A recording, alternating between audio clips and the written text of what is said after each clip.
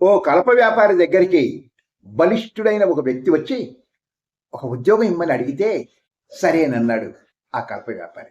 మంచి జీతం ఉండడంతో పనిలో చేరిపోయాడు.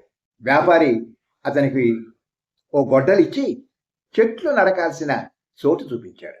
మొదటి రోజు 15 చెట్లు అలవోకగా నరికేశాడు.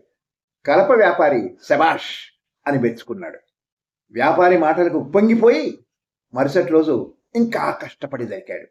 కానీ 10 చెట్లు మాత్రమే నరకగలిగాడు. మూడో రోజు 7 మాత్రమే నరికాడు.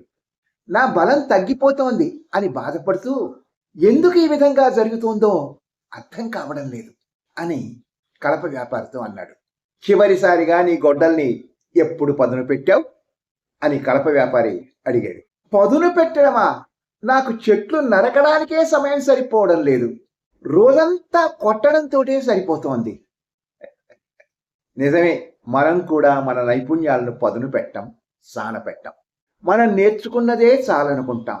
మన సామర్థ్యాలు వాటంతట అవే పెరిగిపోవు.